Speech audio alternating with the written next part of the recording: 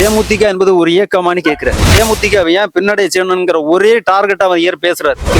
அவங்களுக்கு முழுமையா தேமுதிக அழிக்கணும், தேமுதிகங்கிற ஒரு இயக்கமே இருக்கக்கூடாதுன்னு நினைக்கிறாங்க. அன்றைக்கு ஒரு வாய்ப்பு கொடுத்திருந்தாங்கன்னா அந்த வாடகை வாயிலம் பேசுமா? உங்களுக்கு எவ்வளவு, எங்களுக்கு திரைமறைவில் பேசியதுனால்தான் வருகிறது, திரைமறைவில் பேசியதுனால வருகிறது. திரைமறைவில் தேமுதிக மட்டும்தான் பேசுதா? ஏன் மற்ற இயக்கங்களை பேசவே இல்லையா? அந்த அம்மாவை எப்படியா பழி வாங்கணும். அவங்க அரசியல் கோலுட்டி வந்துடக்கூடாது, கேப்டனுடைய பேரை மறுபடியும் இவங்க எடுத்துட்டு இவங்க அரசியல் பண்ணிடக்கூடாதுங்கிறதுல உறுதிப்பட இருக்காங்க. தைரியமான திமுக தானே, தனித்து நிற்க வேண்டியதானே சட்டமன்ற தேர்தலில். RSA பிளாஷ் மீடியா நேயர்களுக்கு வணக்கம். தேமுதிகவின் அனுதாபியமான மக்களில் ஒருவருமாகிய திரு செல்லப்பெருமாள் அவர்களை தான் இன்னைக்கு நம்ம நேர்காணல் காண போறோம். நேர்காணல் எதை பற்றினா, ஏற்கனவே நடந்து முடிந்த தேசிய முற்போக்கு திராவிட கழகத்தின் செயற்குழு பொதுக்குழு கூட்டத்தில் நடந்த விவாதங்களை பற்றி பல சமூக ஊடகங்களும் எதிர்கட்சியினரும் பரப்பி வருகின்றனர். அதை பற்றி இன்னைக்கு நம்ம நேரடியாகவே செல்லப்பெருமாள் அவங்கள்ட்ட நேரடியாகவே கேட்டு தெரிஞ்சுக்கலாம். வாங்க. வணக்கம் சார். இன்னைக்கு ஏற்கனவே நடந்து முடிந்த தேசிய முற்போக்கு திராவிட கழகத்தினுடைய செயற்குழு பொதுக்கூட்டத்தை பற்றி கடுமையான விமர்சனங்களை எதிர்கட்சியினரும் சமூக ஊடகங்களும் பரப்பி வருகின்றன. அதை பற்றி உங்களுடைய கருத்து என்ன சார்? இந்த செயற்குழு பொதுக்குழு அப்படின்னா ஃபர்ஸ்ட் என்னன்னு நம்ம புரிஞ்சுக்கணும். இது தெரியாமலே நிறைய பேர் அந்த விமர்சனங்கள் கடுமை வைக்கிறாங்க. செயல் பொது, பொது அப்படின்னா அனைவருக்குமானது, செயல்னா செயல்படுத்துறது. அப்போ பொதுக்குழுங்கிறது எதுக்காக கூட்டப்படுது அப்படின்னா, பொதுக்குழுங்கிறது அனைத்து மாவட்டங்களில் இருக்கக்கூடிய மாவட்ட கழக நிர்வாகிகள், ஒன்றிய நிர்வாகிகள், பொதுக்குழுவுடைய நிர்வாகிகள்லாம் அங்கே இருப்பாங்க. அது மாதிரி செயல்படுத்தக்கூடியவங்கள எல்லா மாவட்டங்கள்ல இருந்து எல்லா ஒன்றியங்கள்ல இருந்தும் வருவாங்க. அப்ப எல்லாரும் சேர்ந்து தான் அந்த செயற்குழு பொதுக்குழுங்கிற தீர்மானங்கள் அங்கே கொண்டு வரும். அப்போ ஒரு பொதுச் செயலாளரை நியமனம் செய்வதுங்கிறது இந்த செயற்குழு பொதுக்குழு உறுப்பினர்களுடைய அந்த அங்கீகாரத்தின் அடிப்படையில தான் அவங்களுக்கே அங்கீகாரம் கிடைக்குது. அப்படி இருக்கும்போது திருமதி பிரேமலதா விஜயகாந்த் மட்டும் எப்படி அந்த தனித்துவமான ஒரு இதை எடுக்க முடியும்? எடுக்க முடியாது. ஏன்னா கட்சி விதி பைலாவின் அடிப்படையில பாத்தீங்கன்னு சொன்னாக்க இதுதான்.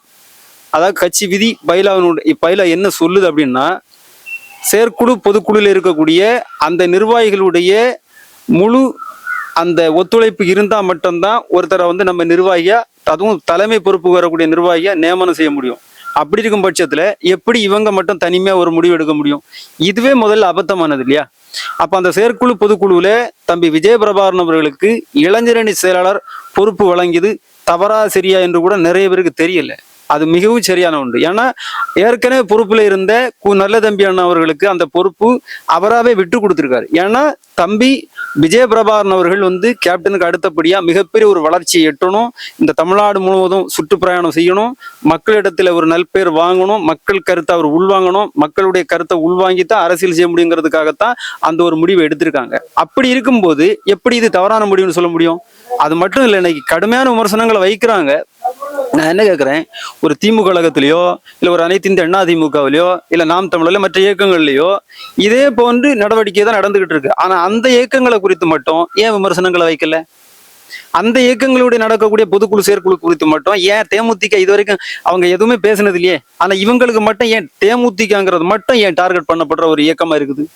ஏன்னா மக்கள் மத்தியில ஒரு தெரிஞ்ச கட்சி, ஒரு நல்ல இயக்கமா இருக்குது, கேப்டனுடைய நல்ல கொள்கை இருக்குது. இவங்க மீண்டும் வளர்ந்து வந்தா இந்த தமிழ்நாட்டுல இவங்களுடைய, அதாவது தவறு செய்யவங்களுக்கு அவங்க மிகப்பெரிய ஒரு எதிரியா மாறிடுவாங்க, மக்களோட மக்களா கலந்துருவாங்க, மக்களோட மக்களா கலரவிடக்கூடாது என்பதற்காகத்தான் 5000 ரூபாய்க்கு ஒருத்தரை ஒரு யூடியூப் சேனல்ல கொண்டு வச்சுட்டு அவங்க பேசுறாங்க. இது ஒருத்தர் 2 பேர் இல்ல. தமிழா பாண்டியன் அவர்களா இருக்கட்டும், திரு மணி அவர்களா இருக்கட்டும், சவுக்கு சங்கர், இவங்க எல்லாரும் பேசுறாங்க இல்லையா? இன்னைக்கு சவுக்கு சங்கர் எடுத்துட்டீங்கன்னா, சவுக்கு சங்கர் என்ன பேசிட்டு இருக்காரு?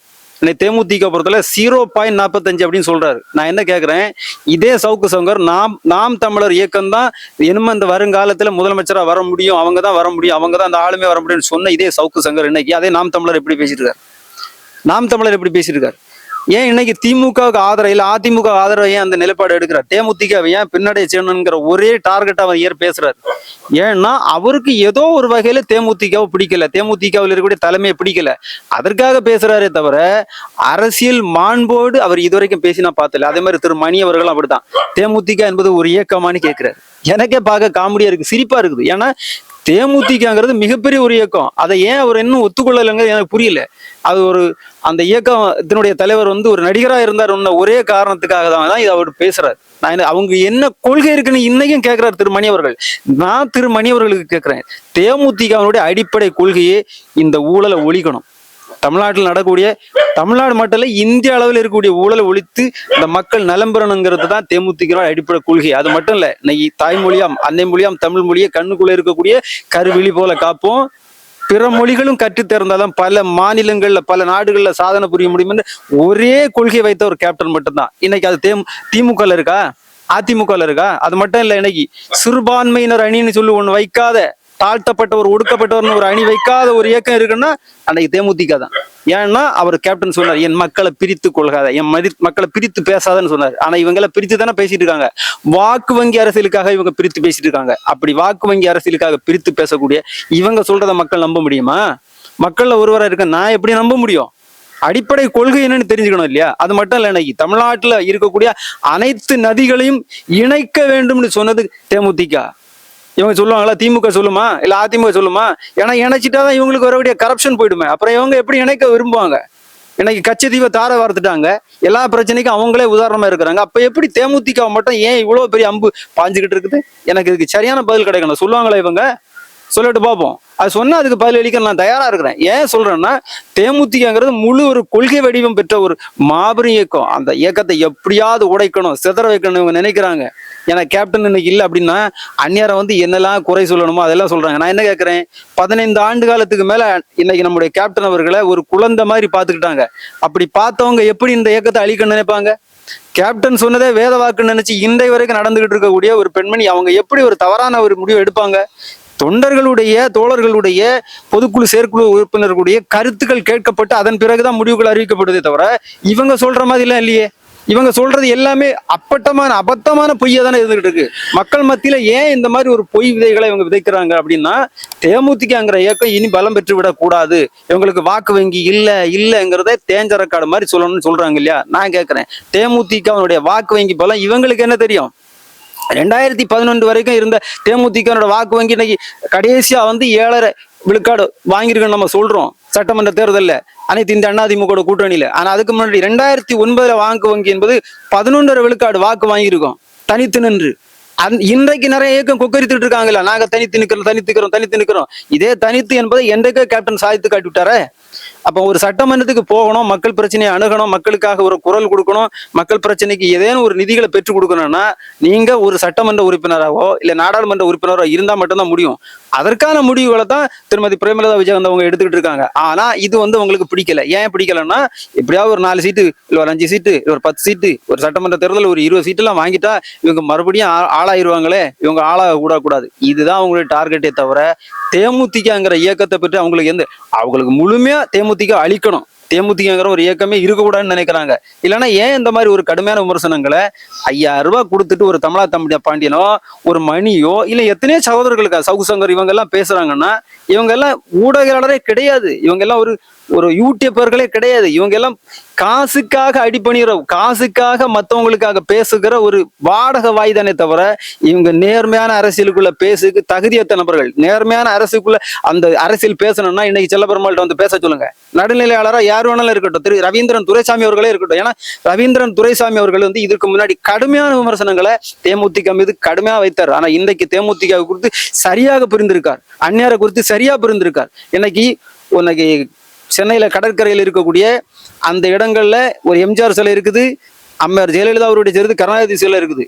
ஆனா எல்லா இடத்திலும் இல்லாத கூட்டம் இன்னைக்கு தேசிய முற்போக்கு திராவிட கழகத்தினுடைய கழக தந்தை பொன்மனைச்செம்மல் புரட்சி கலைஞர் கேப்டன் அவர்களுடைய அந்த கோயில்ல போய் பாருங்க, தினந்தோறும் வருகின்ற கூட்டத்தை பாருங்க. ஒரு வாய் சாதத்துக்காக இல்ல, அந்த கேப்டன் மேல வைத்திருக்க அன்புனால இன்னும் அந்த இயக்கத்தின் மீது பற்றோட தான் இருக்கிறாங்கிறதுக்கு அதுவே சான்று, அதுவே அடையாளம். அதை புரிந்து கொண்டவர் தான் திரு ரவீந்திரன் துரைசாமி. இன்னைக்கு கரெக்டா பேசியிருக்காரு. இதுக்கு முன்னாடி தவறா பேசினாலும் அந்த தவறை உணர்ந்து சரியா பேசிட்டு இருக்காரு. ஆனா இவங்க எல்லாம் எப்படியாவது தேமுதிக ஒழித்து கட்டணும். ஏன் உங்க கூட்டணிக்கு வர்றாங்கன்னு சொல்லும் போது மட்டும் ஏன் அந்த வாடகை வாயெல்லாம் கம்மியாகுது? இன்னைக்கு உடனே சொல்லிடுவாங்க தேமுதிக, உடனே அடுத்து என்ன வைப்பாங்கன்னா திமுக கூட்டணிக்கு அடுத்து தாவ நினைக்கிறது. ஏன் ஒரு தலைவருக்கு ஒரு வாழ்த்து தெரிவித்தா உடனே அங்க போயிடுவாங்களா? இல்ல அனைத்து இந்திய அண்ணா அதிமுகவோடு பல்வேறு கருத்து வேறுபாடுகள் இல்லாத இயக்கம் இருக்குதா? இல்ல திமுக கூட்டணி எடுத்துக்கோங்க, ஒரு விசிக என்ன பேசிட்டு இருக்காங்க, கூட்டணி ஆட்சி தேவைன்னு பேசிட்டு இருக்காங்க. அது மாதிரி திரு கம்யூனிஸ்ட் தோழர் சண்முகம் என்ன பேசிட்டு இருக்காரு? அவர் என்ன பேசிட்டு இருக்காருன்னா, இன்னைக்கு கம்ப்ளீட்டா எங்களுடைய நிலை இல்லாம, எங்களுடைய ஒத்துழைப்பு இல்லாம திமுக வெற்றி பெற முடியாதுன்னு சொல்றாங்க. ஏன் தைரியமான திமுக தானே தனித்து நிற்க வேண்டியதானே? சட்டமன்ற தேர்தலில் நாடாளுமன்ற தேர்தலில் தனித்து நிற்க வேண்டியது ஏன் நிக்கல? ஏன்னா இவங்களுக்கு அதுக்குள்ள தைரியமோ தெம்போ கிடையாது, மக்களை சந்திக்கக்கூடிய திறனே இவங்களுக்கு கிடையாது. ஏன்னா அவ்வளவு அவ்வளவு திட்டங்கள் சொல்லியும் இன்னைக்கு ஒரு திட்டத்தை கூட அவங்க செயல்படுத்தினவங்க கிடையாது. நாங்க வந்து அதை செய்துரும் இதை செய்துரும்னு சொல்லி வாய் தான் சொல்றதே தவிர செயல்ல இல்லையே. அப்ப செயல்ல இல்லாத போது, செயல்ல இல்லாத ஒரு திட்டத்தை அந்த மக்கள் மத்தியில எடுத்துரைக்க வேண்டிய இடத்துல இருக்கக்கூடிய தேமுதிக கண்டிப்பா ஓங்கி ஒலிக்க தான் செய்யும். அப்ப அந்த குரலை நெரிக்க வேண்டும் என்பதற்காகத்தான் உங்களை குறித்து யாராவது அவதூறு விமர்சனம் பேசினாங்கன்னா உடனே அவங்க மேல அவதூறு அள்ளி தெளிக்கிறது. ஏன் திமுகங்கிற ஒரு இயக்கம் ஆட்சியில இருந்து அவங்க மேல விமர்சனமே வைக்க கூடாதா? இவங்க தவறே செய்யலையா? இன்னைக்கு பெண்களுக்கு 1000 ரூபாய் கொடுத்துட்டா எல்லாம் சரியா போச்சா? இல்ல ஃப்ரீ பஸ் விட்டுட்டா எல்லாம் தெரியா போயிட்டா? அதை கொடுத்துட்டு கூட அதை கூட ஒருத்தர் தப்பா பேசிட்டு இருக்காரு. எங்க ஓசி பஸ்ல போற யாருக்கு ஓசியில போறா? உங்கள்ட்ட மக்கள் வந்து இலவசம் வேணும்னு கேட்டாங்களா? யாராவது கேட்டாங்களா? கேட்டாலும் சொல்லுங்க. எந்த மக்களும் எனக்கு இதை கூட அதை கூடன்னு இலவசம் யாரும் சொல்லல. ஆனா இலவசத்தை இவங்களதான் கொண்டு மக்கள்கிட்ட திணிச்சுக்கிட்டு இருக்கிறான். அப்ப இந்த இலவசத்தையே வேண்டாம், உண்ண உணவு, உடுக்க உடை, இருக்க இருப்பிடும், இதை சொன்னவர் கேப்டன்.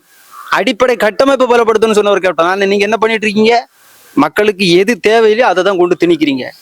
அதை திணிச்சுக்கிட்டு ஒரு இயக்கத்தை வந்து எப்படியா பால்படுத்தணுங்கிறதுக்காக வேண்டி அந்த பக்கம் மக்கள் போயிடக்கூடாது, அந்த பக்கம் மக்கள் சேர்ந்துடக்கூடாது. இதுதான் அவங்களுடைய டார்கெட். இப்போ அதிமுக, அனைத்து இந்திய அண்ணா திமுகவினுடைய அணியில நம்ம தேமுதிக இணையக்கூடாதுங்கிற வேலையை கடுமையா பார்த்துட்டு இருக்காங்க. அது கிளியரா தெரியும். சார், தேமுதிக வந்து இப்போ பல்வேறு கட்சிகளுடன் கூட்டணி குறித்து பேசிட்டு இருக்காங்கன்னு சொல்லிட்டு பல விமர்சனங்களை எதிர்கட்சியினர் வைக்கின்றனர். அதை பற்றி உங்களுடைய கருத்து என்ன சார்? சார், ஒரு இயக்கம் அப்படின்னு சொன்னா பல்வேறு இயக்கங்கள் அதோடு இணைந்து பணியாற்றுவதற்கு தேர்தல் சமயத்துல வரதான் செய்வாங்க. அப்படி பல்வேறு கட்சிகள் வரும்போது இது தவறு என்று நீங்க யாரும் சொல்ல முடியாது. இன்னைக்கு கேப்டன் இருந்த வரைக்கும் மக்களெல்லாம் கூட்டணி பேசும்போது பல்வேறு இயக்கங்கள் வந்தாங்க. அதுக்கு முன்னாடி கூட திமுக கூட பழம் நழுவி பாலில் விழுந்ததெல்லாம் சொன்னாங்க. அப்படி சொல்லிக்கிட்டு இன்னைக்கு வந்து தேமுதிக பல கதவை திறக்குதுன்னு தேமுதிக மட்டுமே டார்கெட் பண்றாங்களே. திமுக பல கதவுகளை திறக்கலையா? தேமுதிகவுக்கு வாக்கு வங்கி இல்ல. திரு சவுக்கு சங்கரை வச்சு பேசுறாங்க, மற்ற மணி அவர்கள் எல்லாம் வச்சு பேசுறாங்க இல்லையா? தேமுதிகவுக்கு வாக்கு வங்கி இல்லைன்னா திமுக கழகத்துல ஏன் தேமுதிகவை இழுக்கிறதுக்கான வேலை பார்த்துக்கிட்டு இருக்காங்க? ஏன் அவங்களோட பேச்சுவார்த்தைக்கு போறாங்க? தேமுதிக வந்து வழிய போய் நீங்க வாங்கன்னு எந்த கட்சியோட போகலையே. உங்களுக்கு தேவை அவங்க இருக்குது, அவங்களுக்கு தேவை உங்களுக்கு இருக்குது. இதுதான் பாலிசி. இப்போ ஒன்று சேர்ந்த இரு கை தட்டினா ஓசை, ஒரு கை தட்டினா ஓசை வர போகிறது இல்ல. அப்ப எதற்காக அந்த விமர்சனம் நான் கேட்கிறேன்.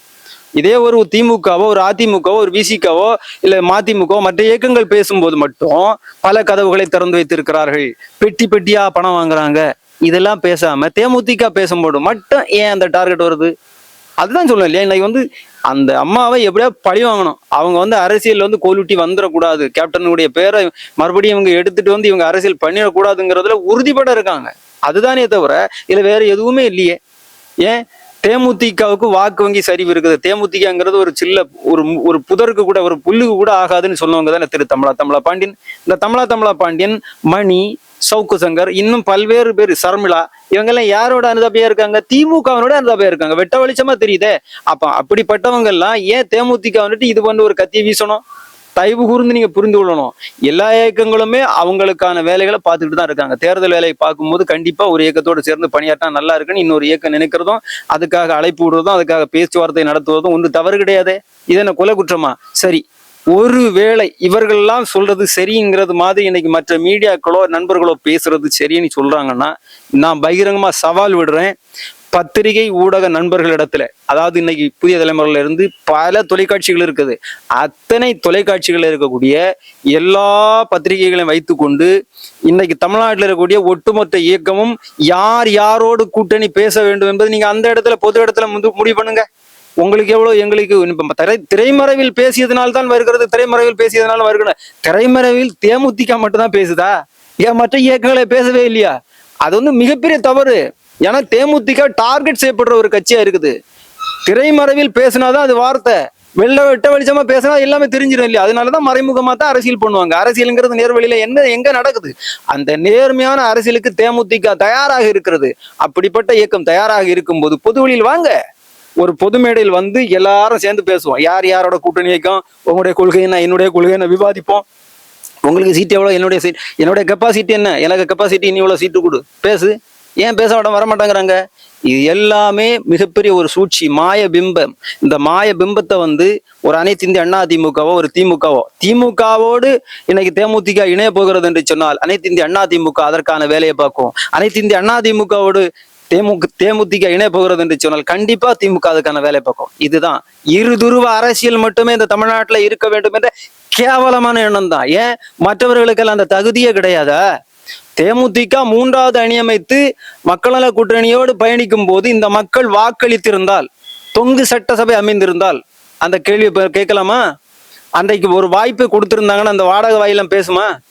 அந்த வாய்ப்பை மக்கள் மறுத்து விட்டார்கள். இன்னைக்கு சொல்றாரு இல்லையா, தமிழா பாண்டியன் எல்லாம் சொல்றாங்க இல்லையா, 2 லட்சத்துக்கு மேல, அதாவது 2000 கோடிக்கு மேல காசை வாங்கிட்டு தான் மக்கள் நல கூட்டணி அமைச்சாங்கன்னு சொன்னாரு. அதுக்கான ப்ரூஃப் இருந்தா, உண்மையான ஆண்மகனா திரு தமிழா பாண்டியனோ இல்ல மற்றவர்கள் பேசுகின்ற அந்த வாடகை வாய்கள்லாம் இருந்துன்னா அதை கொண்டு வாங்க, பத்திரிகையில வைங்க.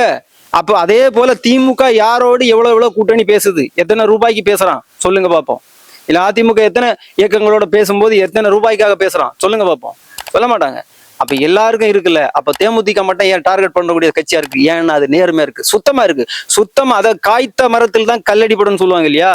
அப்ப சுத்தமான ஒரு இதுல இருக்குது. அதுல எப்படி ஒரு சேர அள்ளி தெளிக்கலாம், எப்படி இது ஒரு இயக்கம், இதெல்லாம் ஒரு இயக்கமா அப்படின்னு சொல்லி மக்கள் மத்தியில திணிக்கணும். மக்களை மடைமாற்றுகின்ற வேலையை தான் இவங்க எல்லாம் பண்ணிட்டு இருக்காங்க. இதை தவிர வேற ஒண்ணுமே இல்லை. ஏன்னா இவங்களுடைய நிலைப்பாடு அதுதான். தேமுதிகங்கிற இயக்கம் வளர்ந்துடக்கூடாது. அப்ப இவங்க யாரோட கூட்டணிச்சு, ஒருவேளை அதிமுக கூட கூட்டணி போயிட்டு, இது அந்த காமெடி மாதிரி தான் நினைக்க வேண்டி இருக்குது. ஒருவேளை அவரோட போயிருவாரோ, ஒருவேளை இவரோட போயிருவாரோ. ஏன் இந்த பதட்டம் உங்களுக்கு? தேமுதிக பதறவே இல்லையே, தேமுதிக பொதுச் செயலாளர் பெயரவே இல்லையே. அவங்க தைரியமா தானே பேட்டி கொடுத்துட்டு இருக்காங்க. உங்களுக்கு மட்டும் எப்ப? அதே மாதிரி இந்த ராஜ்யசபா சீட்டு, அதை வச்சே மிகப்பெரிய அரசியல் போயிட்டு இருக்கு.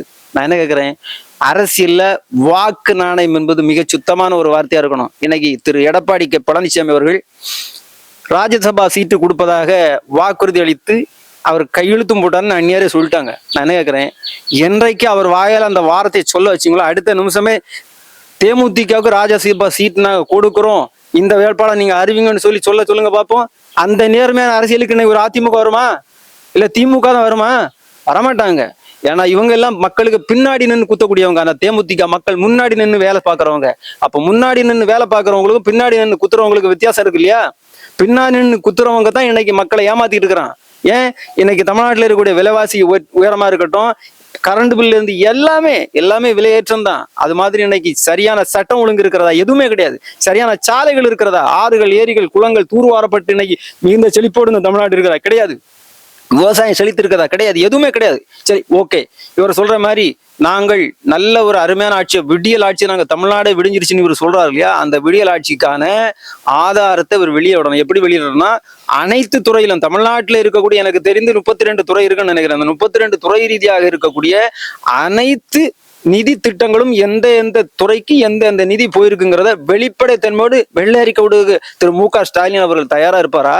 இல்ல அவங்க கட்சிக்காரங்க தான் அதுக்கு விட்டுருவாங்களா? அப்போ இந்த தமிழ்நாட்டுல ஊழல் இருக்கா? இருக்கு. லஞ்சம் இருக்கா? இருக்குது. லாவணியம் இருக்குதா? இருக்குது. அப்ப இதெல்லாம் சரிப்படுது. இதெல்லாம் தப்பு நடந்து கொண்டு இருக்குங்கிறதுக்காக வேண்டி ஒரு அனைத்து இந்திய அண்ணா திமுகவோட நம்ம போய் இணைஞ்சு பணியாற்றி இந்த ஆட்சியை முதல்ல அகற்றணுங்கிற வேலையை தான் யாரா இருந்தாலும் பார்ப்பாங்க. இன்னைக்கு திருமதி பிரேமலதா விஜயகாந்தம்மா அதுதான் பண்ணிட்டு இருக்காங்க. அதுக்காக திமுக கூட்டணியிலேயே போயிடணும். இவங்களுக்கு ஃபுல்லா திமுக டார்கெட், திமுகவோட போடணும். திமுகவே தொடர்ந்து ஆட்சிக்கு வர வேண்டும் என்பதற்காகத்தான் இவங்க எல்லாம் இந்த யூடியூபர்லாம் பேசிட்டு இருக்காங்களே தவிர வேற எதுவுமே இல்லை. திமுகவோட போய் இணைஞ்சிட்டாங்கன்னா இன்னைக்கு மிகப்பெரிய சுத்தமான கட்சியாக, மிகப்பெரிய வல்லமையான கட்சியாக, நல்ல ஒரு இயக்கமான அந்த தேமுதிக என்று அடிப்படையாக பேசக்கூடிய ஒரு தன்மையை அவங்க கொண்டு வந்துருவாங்க. ஏன் இப்ப அதை பேச மாட்டாங்கிறாங்க, மறுத்து ஏன் அவங்க டார்கெட் செய்யப்படுறாங்க அப்படின்னா, அனைத்து இந்த அண்ணா திமுகவோட தேமுதிக சேர்ந்து விட்டால் கடுமையாக ஒரு மிகப்பெரிய ஒரு கூட்டணி அமைந்து விடும். அந்த கூட்டணி அமையக்கூடாது. அந்த கூட்டணி அமைய விடாமல் இருப்பதற்கு என்னென்ன வேலை பார்க்க வேண்டுமோ அதைத்தான் இன்றைக்கு திமுக செய்து கொண்டிருக்கிறது. திமுக என்பது நேரடியாக செய்யாது, அதை தான் சொன்னேன், மறைமுகமாக செய்யக்கூடிய கட்சின்னு சொன்னது.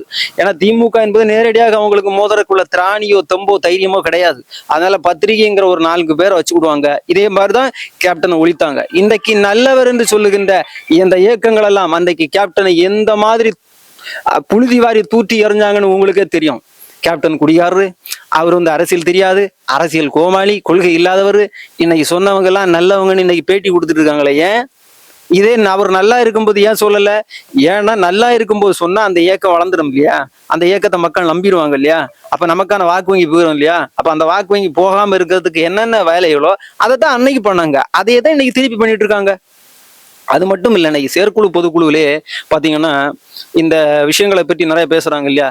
தம்பிக்கு இளைய பிரபாகரனுக்கு அதை கொடுத்தது, விஜய பிரபாகரனுக்கு அதை கொடுத்தது விமர்சனம் நிறைய பேசுறாங்க இல்லையா? மூத்த நிர்வாகி இருக்கக்கூடிய திரு அண்ணன் அவர் நல்ல தம்பி அவர்களுக்கு அந்த பதவியில எடுத்துட்டு இன்னொரு பதவியை கொடுக்கறதுனால அவர் கட்சியில இருந்து விலகிறார். நான் என்ன கேட்கிறேன், ஒரு தனிப்பட்ட சுதந்திரம் இருக்கு, எல்லாருக்குமான சுதந்திரம் இருக்குது. ஒரு கட்சியில இருக்கிறவங்களா இருந்தாலும் அவங்க யாரா இருந்தாலும் ஒரு சுதந்திரம் இருக்குது. அவர் மாவட்ட செயலராக இருக்கட்டும், இல்ல மாநில பொறுப்புல இருக்கட்டும், ஏன் சாதாரண உறுப்பினராக கூட இருக்கட்டும், ஆனா அவங்களுக்கு ஒரு பொறுப்புன்னு இருக்கு இல்ல.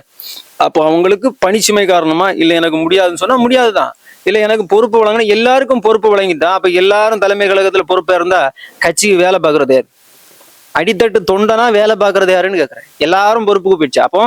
அப்ப எனக்கு ஒரு ஏழைப்பாளையா இருக்கிறவங்க இன்னைக்கு திரு சுபா அவர்களுக்கு அந்த பொறுப்பு வழங்கப்பட்டிருக்குதா? மாவட்ட துணையில அவங்க மாநில துணையில அவங்க பொறுப்பு வழங்கியிருக்காங்களா?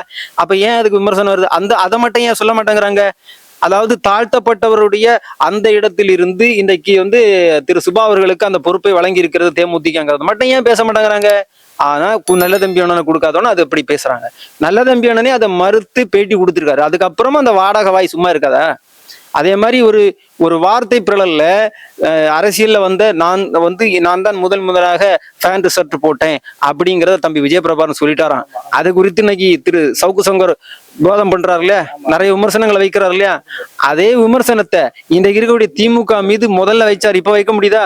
வச்சா உள்ள போயிருவீங்க. அதே மாதிரி அதிமுக மீது ஏன் வைக்க மாட்டேங்கிறாங்க? திரு சீமான் மீது ஏன் கடுமையான விமர்சனங்கள் வர மாட்டேங்குது? மற்ற இயக்கங்களோட ஏன் கடுமையான விமர்சனங்கள் வர மாட்டேங்குது? ஏன்னா உங்களுக்கு தெரிந்து மிகப்பெரிய ஒரு இயக்கம் அந்த இயக்கத்தை அழிப்பதற்காக துணிந்து இறங்கி கொண்டிருக்கிறது இதை போன்ற யூடியூபர்கள் எல்லாம் தான். நான் சொல்லுவேன், இதுக்கு முன்னாடி தயவு கூர்ந்து நான் கேட்டுக்கொள்வது யூடியூப் சேனல்ல இருக்கக்கூடிய அன்பு சகோதர சகோதரிகளுக்கு, யூடியூப் நடத்தி கொண்டிருக்கிற அன்பு சகோதர சகோதரிகளுக்கு தயவு கூர்ந்து ஒரு நல்லவர் துவங்கி அந்த இயக்கத்தை பால்படுத்த வேண்டும் என்ற கீழ்த்தரமான நோக்கில் உங்களோடு மற்ற இயக்கங்கள் தொடர்புக்கு வந்தால் அதை தயவு கூர்ந்து புறந்தள்ளி விட்டு நல்லவர் பக்கம் நிற்க வேண்டும் என்பதை இந்த நேரத்தில் பணிவாக கேட்டுக்கொள்கிறேன். நன்றி. இந்த வீடியோ உங்களுக்கு பிடிச்சிருந்தா லைக் பண்ணுங்க, கமெண்ட் பண்ணுங்க, ஷேர் பண்ணுங்க, அப்புறம் சப்ஸ்கிரைப் பண்ணிருங்க. மறக்காம பக்கத்துல இருக்கிற பெல் ஐகானை கிளிக் பண்ணுங்க. அப்பதான் நாங்க போடுற வீடியோ உங்களுக்கு உடனுக்குடன் நோட்டிபிகேஷன்ல வரும். Bye by.